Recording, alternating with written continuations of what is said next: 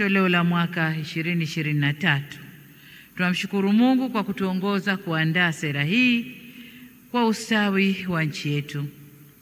Nitumie fursa hii kuipongeza Wizara ya Ardhi, Nyumba na Maendeleo ya Makazi, wataalamu na wadau wote walioshiriki kufanikisha kuandaliwa kwa sera hii, na niwashukuru pia kwa kunialika kwa mgeni rasmi katika uzinduzi wake, na nawashukuru pia kwa tunzo mlionipa.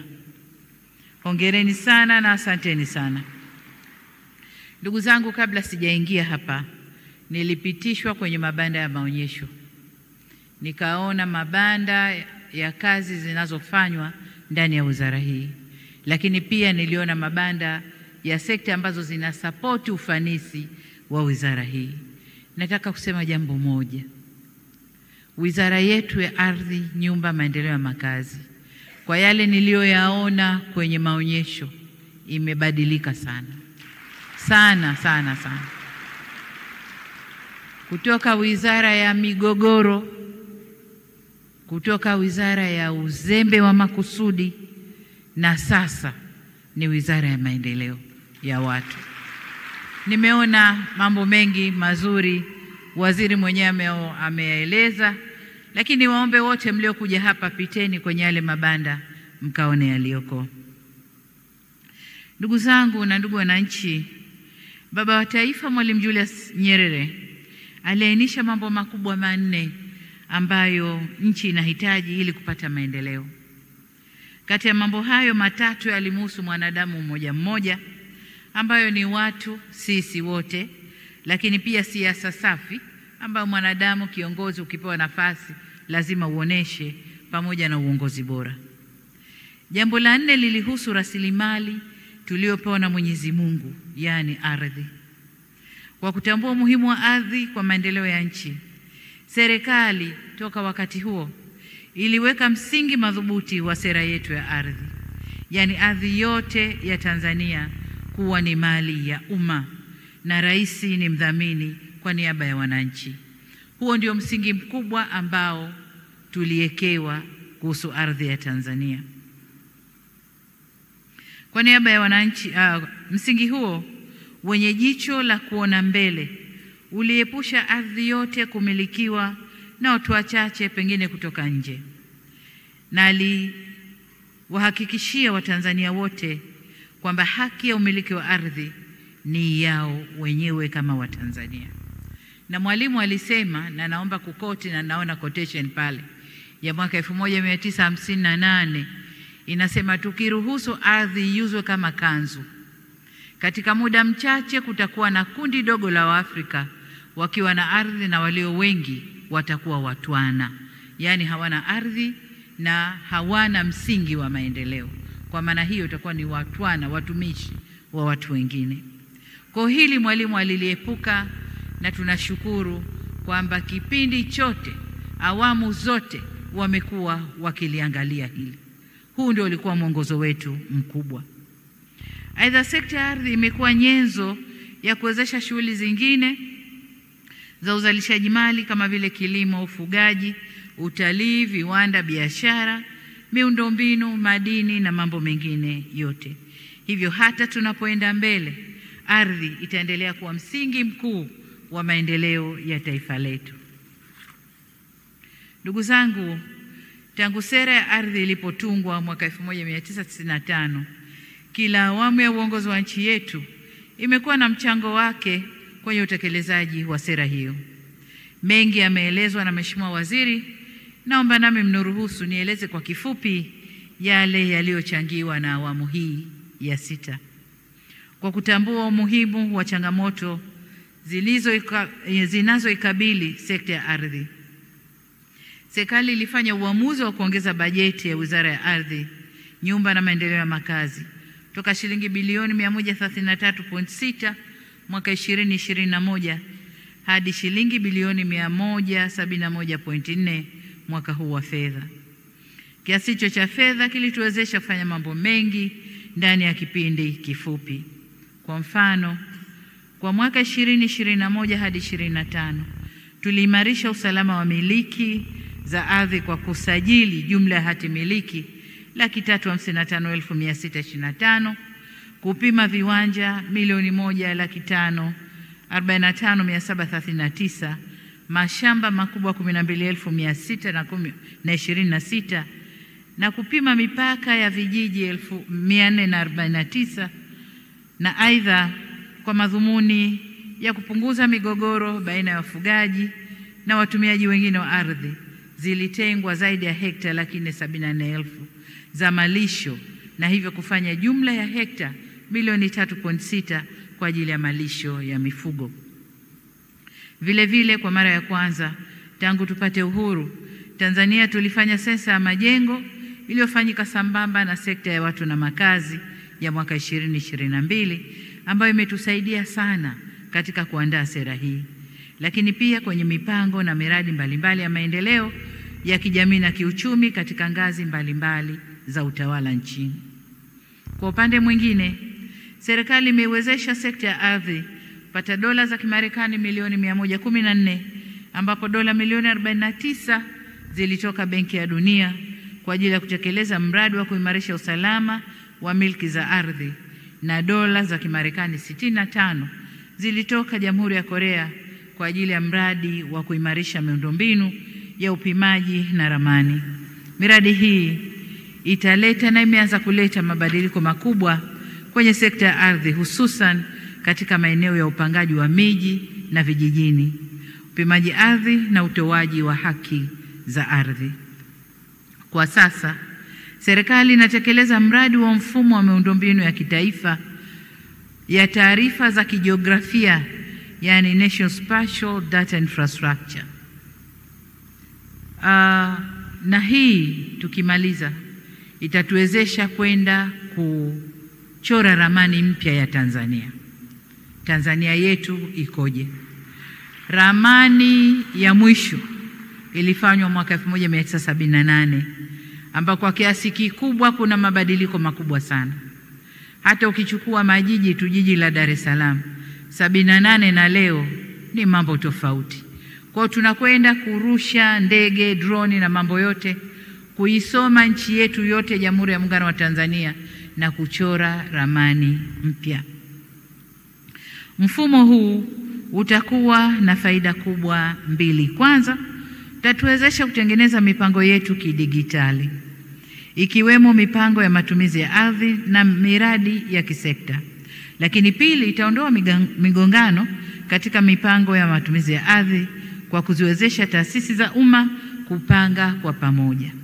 Sasa hivi ni kawaida kuona kwamba kwa mfano kuna eneo, kuna mradi unaendelea, mradi tu kumalizika inakuja sekta nyingine, wanataka kupitisha kitu eneo lile lile, na pale kuna mradi mpya ndo kwanza umejengwa, inabidi kubomoa kupitisha kingine, halafu mradi huu ujengwe tena upya au ufanywe marekebisho. Tutakapokuwa na taarifa hizi, wote tutapanga pamoja.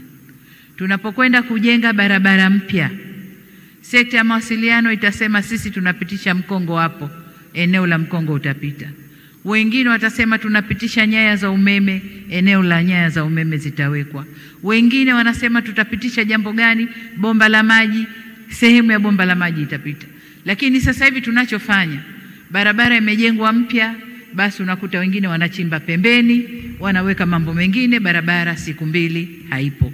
Kwa hiyo mradi huu utakwenda kutusaidia kupanga kwa pamoja na maendeleo ya nchi yaende kwa pamoja. Lakini pia itakwenda kufanya tu sura nzuri ya nchi, sababu sasa hivi ukipita nchi nzima mawaya yanapishana huko juu.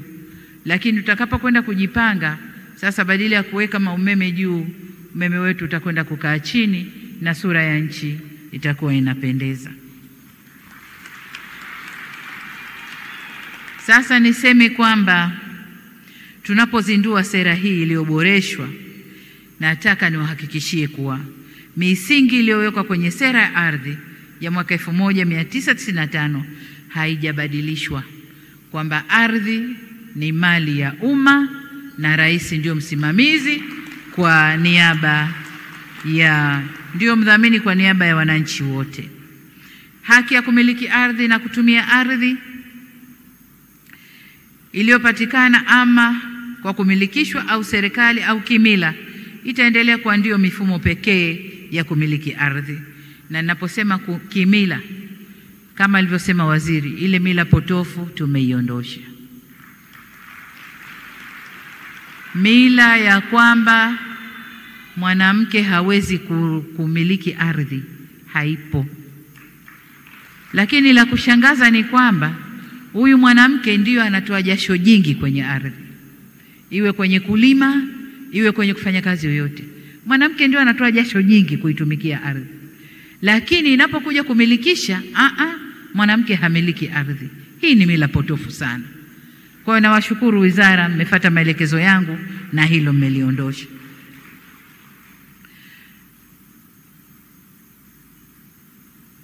Kamishna wa ardhi ataendelea kuwa na mamlaka ya kipekee ya utawala wa ardhi nchini. Na hili Mheshimiwa Waziri, nimekusikiliza vizuri ukisema ngazi tofauti za utekelezaji wa mambo ya ardhi nchini, lakini na role au wajibu wa TAMISEMI katika mashughuli za ardhi. Kwa hiyo nitakuja kulisemea kule mbele. Lakini pia ardhi ya umma itaendelea kuwa katika aina tatu, yani ardhi ya hifadhi, ardhi ya kijiji na ardhi ya jumla. Raia wa Tanzania pekee ndio wenye haki ya kumiliki ardhi nchini, na sio raia na wasio raia wana haki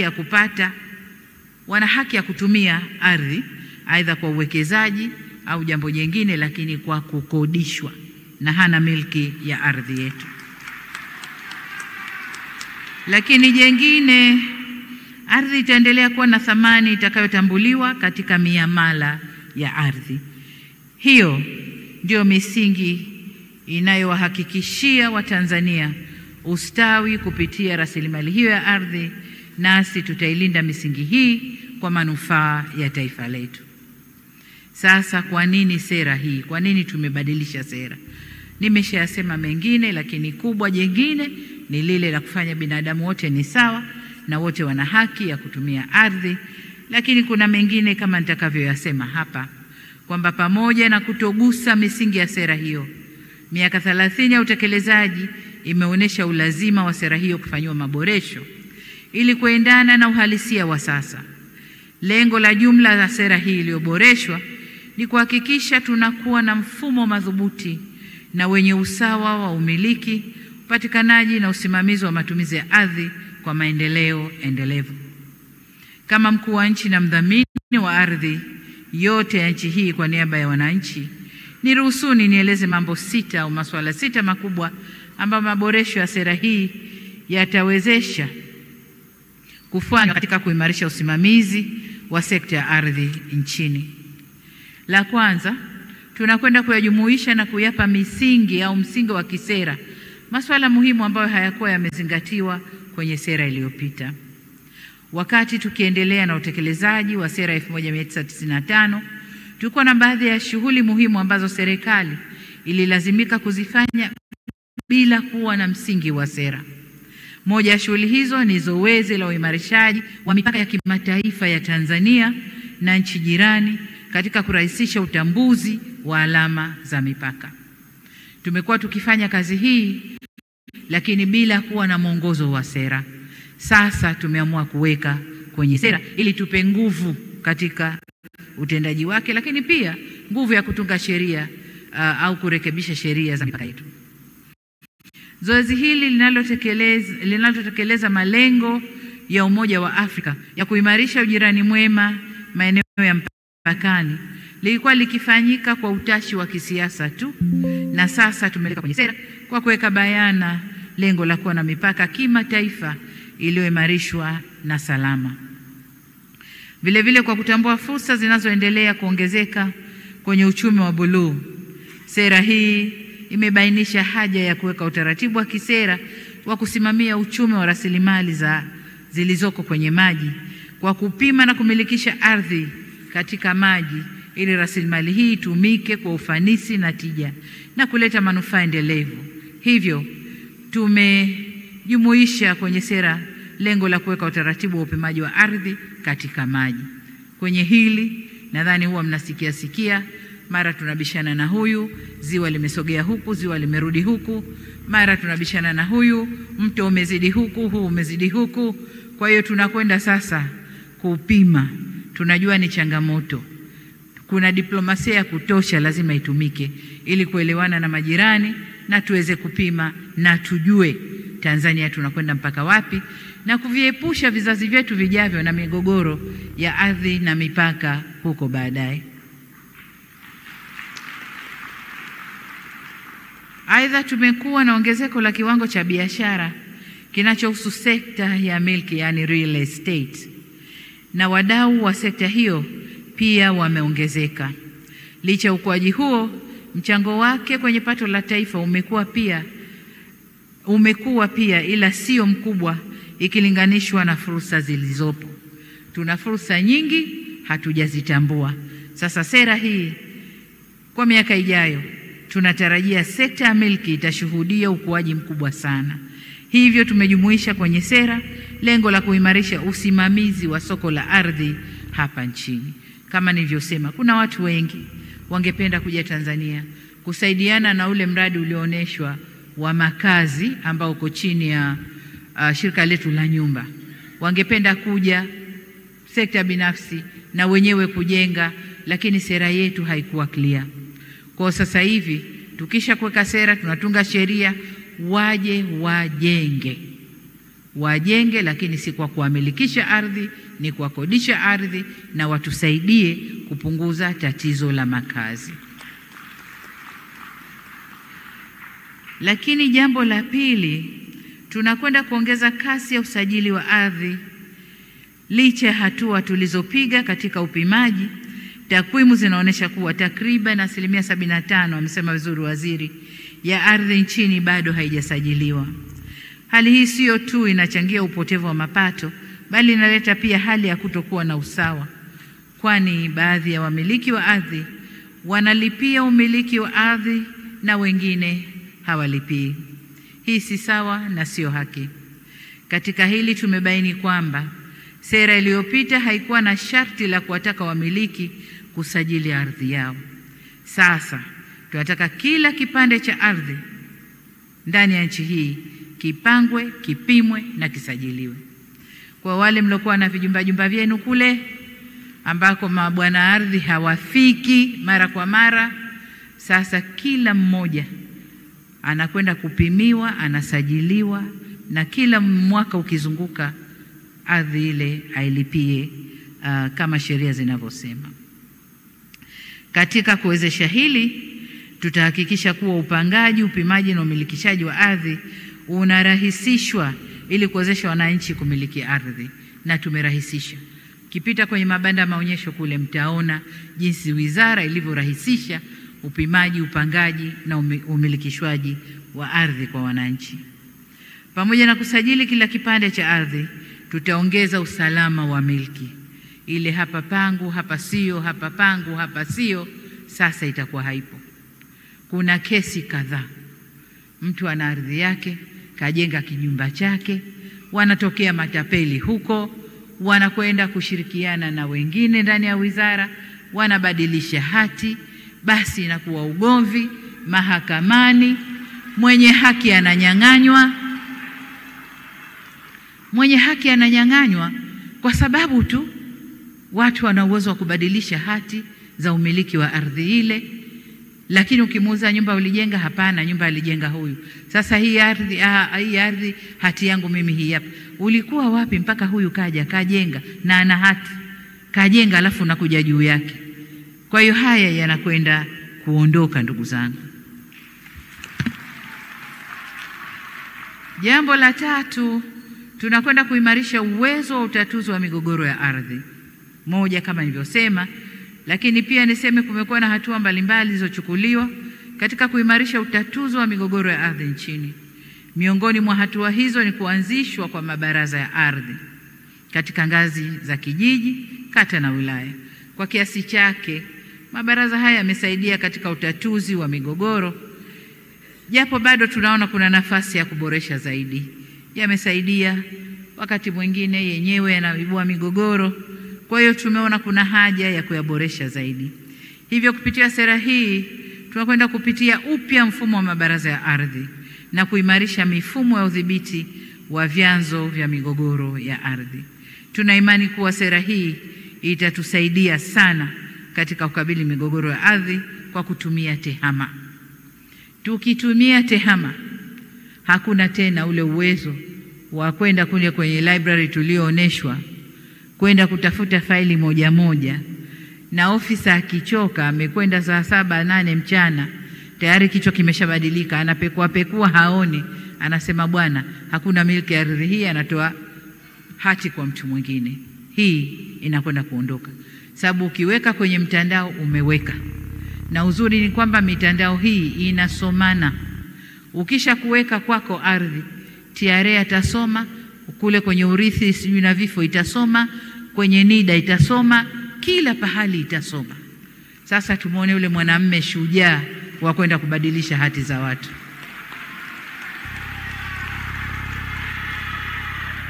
Tanzania oye!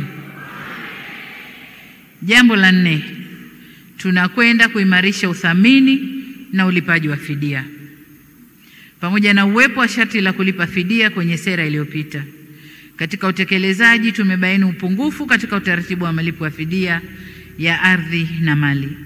Hali hii imeleta malalamiko makubwa sana miongoni mwa wananchi kuhusu mchakato wa fidia, ikiwemo tathmini, ucheleweshwaji na mapunjo. Kupitia sera hii tutaimarisha mfuko wa fidia ya ardhi ili kurahisisha ulipaji wa fidia ya ardhi kwa haki, kwa wakati na thamani halisi. Tunapoimarisha mfuko huu, ni vizuri watumishi wanaoratibu suala la fidia wakabadilika. Mmefanya vya kutosha, sasa basi muende mkafanye kazi kwa weledi na kusimamia haki ili wananchi wapate fidia kwa wakati na kwa kiwango sahihi. Na vizuri, narudia tena, mambo haya tathmini na nini zitafanywa kiteknolojia, kwa hiyo haitakuwa rahisi kuweka udanganyifu huko ndani. Jambo la 5, tunakwenda kuimarisha uwekezaji katika uendelezaji wa ardhi. Kutokana na ongezeko la idadi ya watu, nchi yetu ina mahitaji makubwa ya makazi. Jitihada mbalimbali zimefanyika kupitia serikali, mtu mmoja, mashirika ya umma na sekta binafsi. Hata hivyo, mahitaji ya makazi bora bado ni makubwa, na hivyo uwekezaji zaidi unahitajika. Sera iliyopita haikuruhusu wawekezaji kwenye sekta ya milki, yani real estate, kutoka nje ya nchi kuuza nyumba zinazojengwa. Hali hii ilikwamisha jitihada za kuvutia mitaji kutoka nje kuwekezwa kwenye sekta ya milki, ikiwemo ujenzi wa makazi ya bei nafuu. Na kwa maana hiyo ndio maana ilitulazimu serikali kupitia shirika la nyumba kubeba mzigo wote huu, kujenga nyumba kwa ajili ya watu, nyumba kubwa kama walivyoonesha, lakini ndogo ndogo kwa ajili ya makazi nafuu. Sera hii inakwenda kuvutia uwekezaji zaidi. Inaweka utaratibu wa kuwezesha waendelezaji milki, yani real estate, wa kigeni kuwekeza katika sekta ya nyumba na kuuza kwa wenye uhitaji. Na hili ni soko kubwa. Lakini kule mwanzo nilisema nina neno hapa. Neno langu ni kwamba kwa kuwa Tanzania sasa tunafanya vizuri kwenye umeme, tunafanya vizuri kwenye maji, hata kule vijijini ni lazima sasa tuangalie matumizi mazuri ya ardhi kwa kutumia space, nyumba ziende juu. Nyumba ziende juu ili tupate eneo kubwa na ardhi itumike vizuri zaidi. Huko nyuma hata mijini tulikuwa hatuwezi, kwa sababu nyumba zile zinataka lifti, nyumba zile zinataka maji ya kutosha kuweza kupanda mpaka juu. Tunavyokwenda kuweka maji, tunaboresha upatikanaji wa maji safi na salama, umeme kila pahali. Nadhani sasa mngekuwa na muono wa mbele zaidi mnapopima vijijini mkaweka nyumba za juu. Tunapokwenda kwa wenzetu, mnaona kilomita zaidi ya 100-200 kuingia kwenye mji au miji mikubwa tayari mnaona high rises, nyumba za kwenda juu, na huko ni vijijini. Kwa nadhani akina Kisarawe hapo, sijui Kibaha, wapi, nadhani sasa muwe na sera ya kuangalia kwa sababu maji yapo, umeme upo, na kwa maana hiyo hatuna kizuizi cha kujenga nyumba za aina hiyo, hata kama kwa bei nafuu na wananchi wakapata kukaa. Lakini kuna maboresho mengine yanakuja tu. Kwa mfano, tunaposema nishati safi ya kupikia, hatutegemei nyumba zile mtu aende akapike na kuni. Kwa hiyo ukimpa nyumba ile moja kwa moja direct ataingia kwenye nishati safi ya kupikia. Kwa nadhani mngeona muono wa mbele mkajipanga vizuri zaidi. Lakini niseme tu kwamba maboresho ya sera hii yamezingatia hoja za muda mrefu za diaspora wa Tanzania. Wale wa Tanzania ambao wako nje na wenyewe walikuwa na hoja kadhaa kuhusu ardhi ya Tanzania, nao kuwa na haki ya kutumia ardhi ya kwao walikotoka. Hilo nalo kwenye sera hii limezingatiwa. Lakini la 6, tunakwenda kuimarisha utunzaji wa taarifa kwenye sekta ya ardhi. Tutafanya hivyo ili kuimarisha utendaji kazi na kuondoa mianya ya kukwamisha na kuchelewesha utoaji huduma kwa wananchi. Tutahakikisha utunzaji wa kumbukumbu mbalimbali za ardhi na utoaji wa huduma za ardhi unafanyika kidigitali kuanzia ngazi ya chini hadi juu kwenye taifa.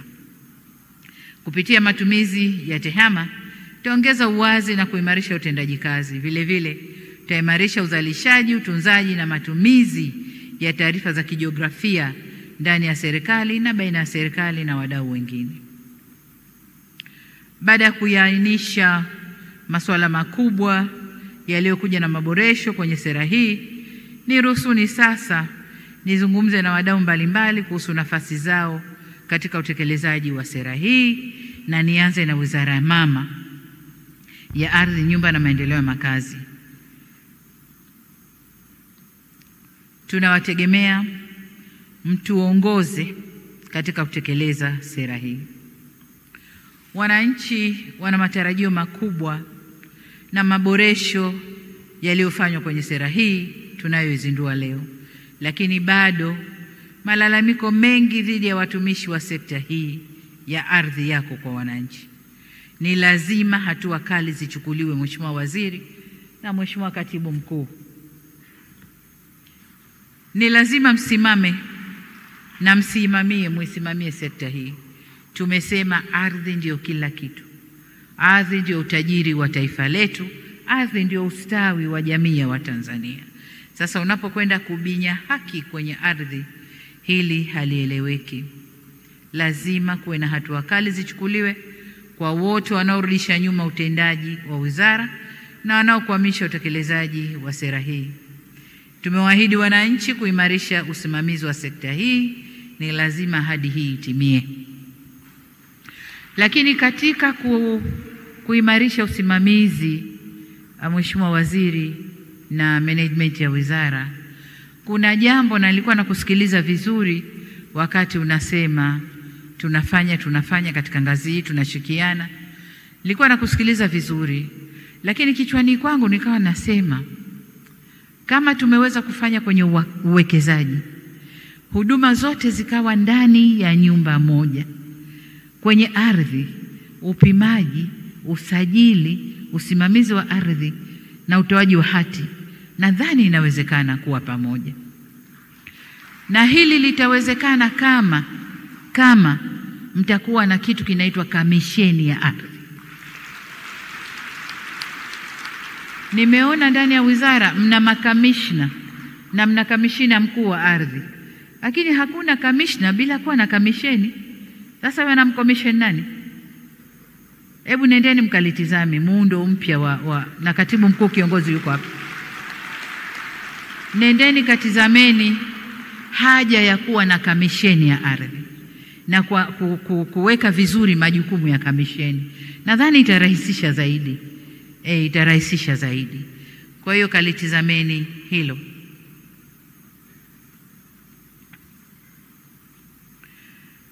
Lakini jambo jingine,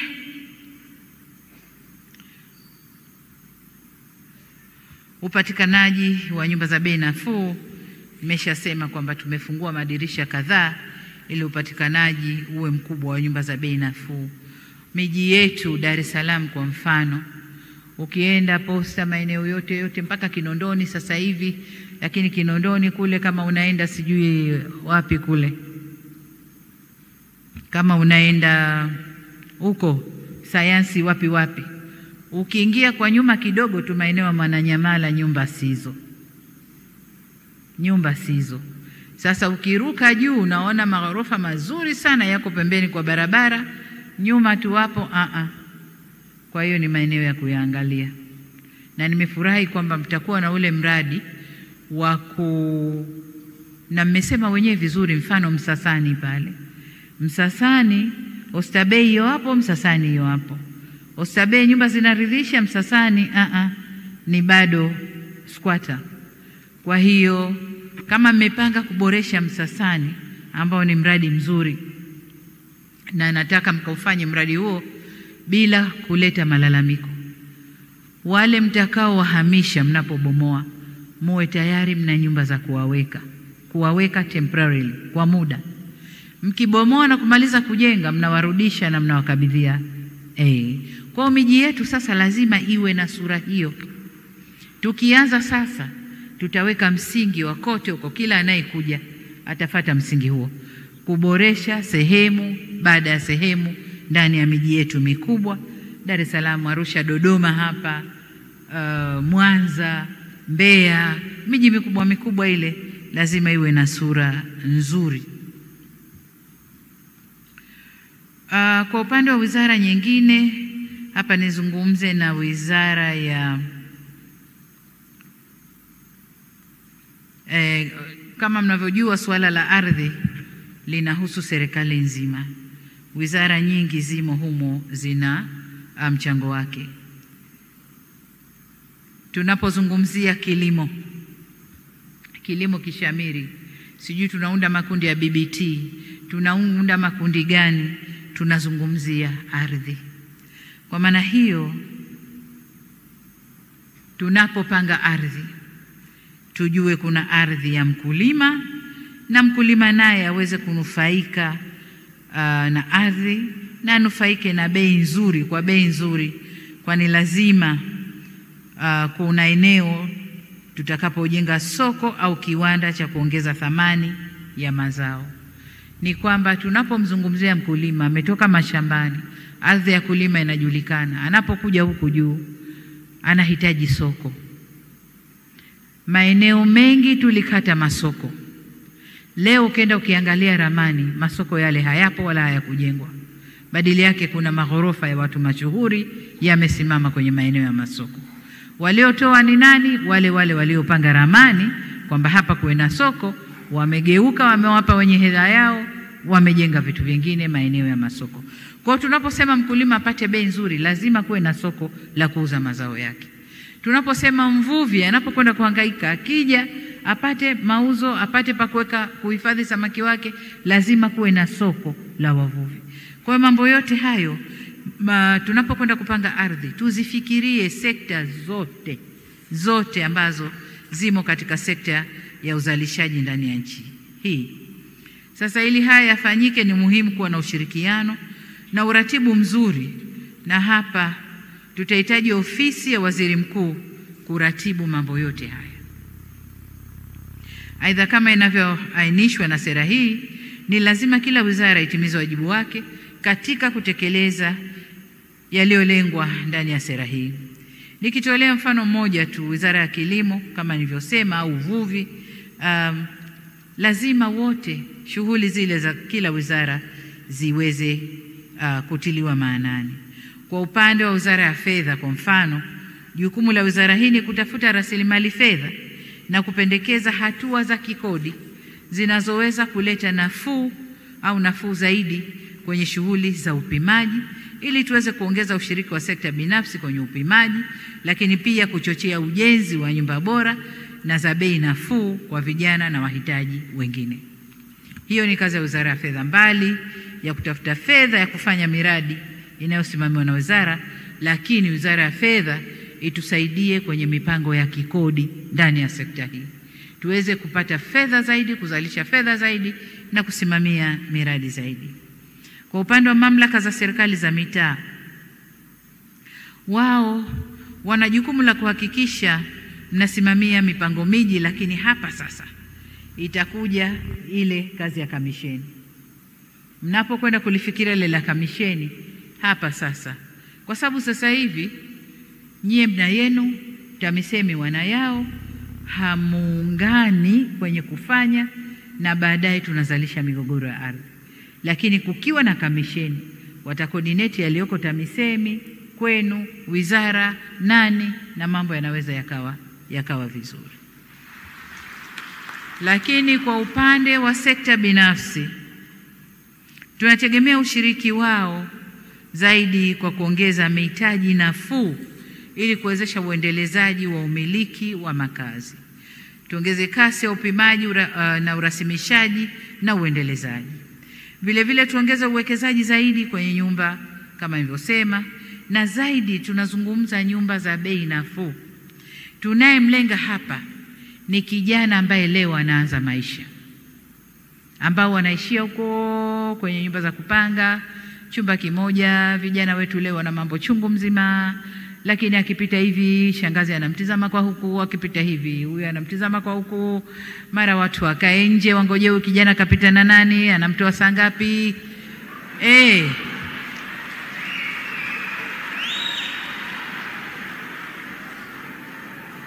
Kwa tunalenga vijana wetu wa kike na wa kiume wanaoanza maisha leo. Vijana hawa wanamaliza shule, wanamaliza chuo, wanapangiwa kazi. Anapangiwa kazi kwenye mikoa tofauti, mbali sana na nyumbani. Akifika la kwanza anahangaika kutafuta nyumba kwa wapangaji. Anakutana na watu wa tabia tofauti. Anakutana na mambo mbalimbali. Sasa ili kumpa raha afanye kazi yake vizuri, ni vyema kule anakokwenda akute kuna nyumba inamsubiri, kazi yake kuomba, aambiwe nyumba yako hii, lipa kodi, hii hapa ni nyumba ya bei nafuu, unapata nyumba, unakaa na unajenga maisha yako vile unavyotaka mwenyewe. Kwa sera hii tunamwangalia kijana wa leo kwenda kwenye utu uzima kesho. Lakini tuna malalamiko makubwa tu ya walimu na watumishi wa afya. Wanakokwenda kule inatulazimu serikali sasa kuhangaika kutafuta pesa za kuwajengea nyumba. Lakini kumbe shirika letu la nyumba lingepata fursa hizi kwa kushirikiana na private sector, wakenda wakajenga kule. Mwalimu popote anapopangwa ana uhakika nyumba ipo, nyumba ya maana, nyumba anayoweza kuishi na kufanya maisha yake. Na mtumishi wa afya hivyo hivyo, na watumishi wengine hivyo hivyo. Kwa hiyo sera hii tunajielekeza huko, tupate washiriki wazuri na shirika letu la nyumba, na miradi hii ifanywe kwa kiasi kikubwa. Kwa upande wa asasi zisizo za serikali, tuendelee kushirikiana na serikali kuwezesha malengo ya sera yatimie. Vile vile tunawategemea katika kuelimisha jamii na kushirikiana na serikali katika kulinda haki ya wanawake kumiliki ardhi. Kwa wananchi wenzangu, sera hii inatuhusu sote, na kwa upande wetu yapo tunayotakiwa kuyaelewa na kuwa tayari kubadilika. Kwa mfano, utamaduni wetu wa kila mtu kujenga nyumba yake sio tu inasababisha ujenzi na ukuaji wa miji holela, na hivyo kuongeza gharama kwa serikali katika kusambaza huduma za jamii, bali pia inasababisha matumizi ya fedha nyingi na kutumia muda mwingi kwenye ujenzi. Kupitia sera hii tunatanua wigo wa ushiriki wa sekta binafsi, na hapo ndo kama yale ambayo nimeyasema hivi punde. Ni vizuri tupokee utaratibu huu na kuuelewa ili kunufaika na nyumba za gharama nafuu, kurahisisha usambazaji wa huduma za jamii, lakini pia kutumia eneo dogo kwa ajili ya makazi na eneo kubwa kwa ajili ya shughuli za uzalishaji. Jambo jingine kwa wananchi wenzangu ni kuwakumbusha kwamba swala la usajili wa ardhi sasa ni hitaji la lazima. Hivyo tuhakikishe tunazingatia sharti hilo ili kuondoa usumbufu.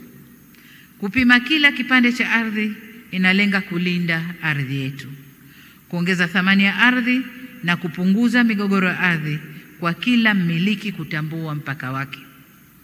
Vile vile usajili wa ardhi unaongeza fursa za kiuchumi ikiwemo upatikanaji wa mitaji. Hivyo twendeni tukasajili ardhi yetu. Napokwenda kuhitimisha, ndugu zangu, niseme kwamba mafanikio ya sera hii yatategemea sana utekelezaji wake na mabadiliko ya kifikra. Wenzetu mlioko kwenye sekta hii ya ardhi, niseme ukweli hapa kwamba hamsemwi vizuri na jamii. Mnasemwa kwa kutoa kiwanja kimoja kwa watu zaidi ya mmoja. Wakati mwingine ni mazingira yanayofanya hivyo, wakati mwingine ni makusudi. Kuna kamdudu kale kanatembea, kamdudu kenye ari ndogo. Rushwa inawafanya mfanye vitendo vya ovyo sana. Niwaombe sana watumishi kwenye sekta hii, kila mmoja sasa aseme na moyo wake, aseme na kwenda kubadilika na kuhudumia nchi yangu. Yanayotokea ni kubatilisha haki kuwa halali na halali kuwa batili. Hili Mungu halipendi hata kidogo. Mwenye haki unambatilisha, lakini asiye haki unamhalalisha. Hili Mungu halipendi hata kidogo. Kwa niwaombe sana watoto wangu, wanangu, ndugu zangu mlio kwenye sekta hii, badilike. Lakini pia mnasemwa kwa ucheleweshaji wa hati kwa makusudi. Leo nimezindua mradi wa utoaji wa hati ambao unakwenda kufacilitate, kuharakisha utoaji wa hati. Kwa hiyo hili kupitia mradi wenu ule linakwenda kuondosha hili. Hongereni sana. Lakini pia mnasemwa kwa kujilimbikizia viwanja kwenye miradi mbalimbali. Kama mnapima viwanja 3,000, basi viwanja 300, 400 ni vya watumishi wa ardhi. Vinawekwa pembeni huko, na wenye haki ya kupata maeneo yale, hata kama ni mashamba mmechukua ya watu, sema hapana, ardhi yote ni mali ya serikali, shamba lako ili utapata viwanja 2 hivi hapa, vilivyobaki huko kote wanapoa wengine. Kumbe mmejiwekea wenyewe akiba yenu. Hili nalo halikubaliki. Sasa mtakwenda kuumbuka kwenye utumiaji wa tehama, kwa sababu viwanja vile aidha vitakuwa havina majina au vina majina bandia, hayana national ID, hayana ile kitambulisho cha taifa. Kwa hiyo tutavijua kwamba ni vitupu na watapewa wananchi. Kwa hiyo Mheshimiwa Waziri, kasimamie hili. Tunapokwenda kuanza utekelezaji wa sera hii, ni vyema kila mmoja katika sekta ya ardhi, lakini na TAMISEMI pia, mbadilike. Msiwe mvinyo ule ule kwenye chupa mpya, kwa sababu sera ni mpya lakini watu ni wale wale na tabia ni zile zile.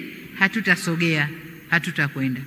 Lazima mbadilike. Sera mpya na watu mwe wapya. Sio wapya physically, hatuwezi kuwatoa wote tukaweka wengine, lakini nyoyo zenu ziwe mpya, zibadilike na mkusudie kuifanyia kazi nchi yenu. Kwa nendeni kafanyeni kazi, msisubiri tuwabadilishe. Badilikeni wenyewe, msisubiri tuwabadilishe. Lakini pia leo hii katika uzinduzi huu nimegawa vitendea kazi. Nimetoa magari mangapi waziri? 70 ngapi? 70. Magari 70 kwa maafisa ardhi kote huko kwa mawilayani na wapi huko. Hakuna sababu ya afisa ardhi kukaa ndani ya ofisi tu. Ni lazima mzunguke, mjue migogoro iliyoko, mjue wapi kuna nini, na muweze kutoa suluhisho ya migogoro iliyoko. Kwa hiyo gari zile mnaona pale, gari zile zikatumike kwa makusudi yaliyokusudiwa, ziende zikafanye kazi ya kuhudumia wananchi. Lakini kubwa, zitunzwe. Isiwe tena bwana mkubwa ushakabidhiwa gari na ni nzuri, mahali top mazuri kweli kweli, Hasa we kazi yako kukishusha sketi, umepandisha kilemba, ukishusha kilemba.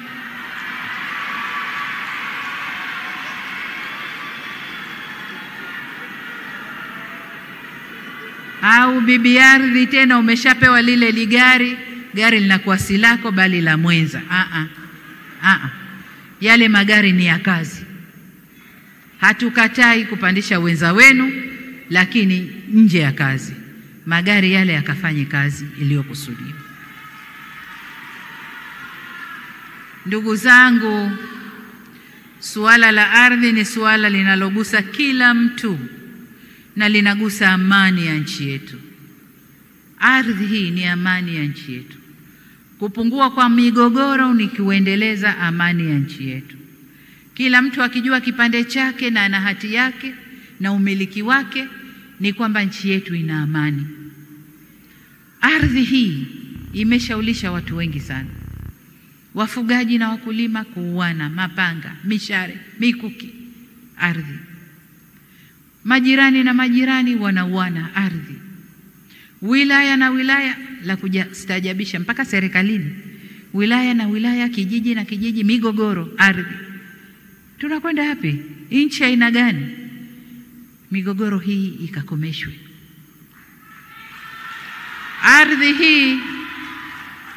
Ardhi hii ndiyo amani ya nchi yetu.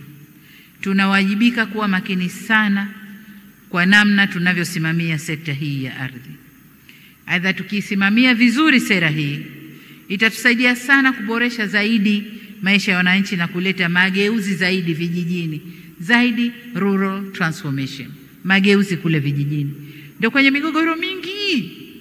Twendeni tukalete mageuzi. Tukapunguze uhamiaji kutoka vijijini kwenda mijini. Unajua nini? Wale wenzetu mifano niloitoa kule nje. Mtu yuko kijijini kabisa.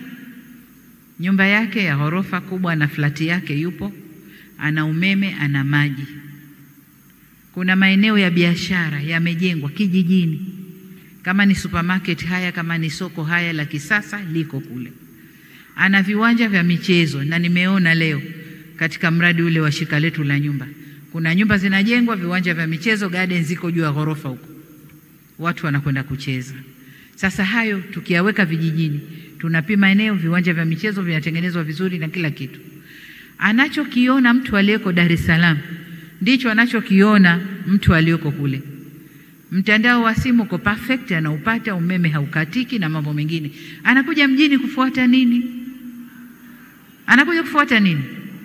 Tena kule maisha yanakuwa rahisi zaidi. Maana kama ni mihogo hanunui, kama ni nazi au makweme hanunui, kama ni malimau sijui ndimu hanunui, pera hanunui. Mjini huku unanunua kila kitu unanunua. Kwa hiyo tukiwajengea maisha mazuri kule, hakuna haja ya vijana wale kuflow kuja mijini. Watabakia kule na waendeshe maisha yao kule. Kwa sera hii iende ikatusaidie kubadilisha mazingira ya vijijini na hivyo kupunguza uhamiaji kuja mijini, lakini kuchochea zaidi uzalishaji. Sasa niwaombe sana, tuendeni tukasimamie rasilimali hii kwa kutambua kuwa ardhi ni ajenda ya kijamii, kisiasa na kiuchumi. Hii ardhi, siasa zetu zinatokana na ardhi. Jamii yetu kustawi kwake kunatokana na ardhi. Uchumi wetu ni ardhi. Kwa nendeni kasimamie mkijua kwamba Mungu amewateua kuisimamia rasilimali hii muhimu kwa nchi yetu. Nendeni mkafanye kazi mkitanguliza utu ili tufanikiwe na tusonge mbele.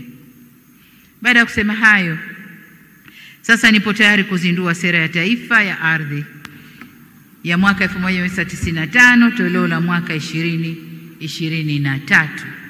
Na nimuombe sana Mungu atubariki tunavyoizindua sera hii, basi yale yote tuliyokusudia yaende yakatekelezeke vyema. Asanteni sana kwa kunisikiliza.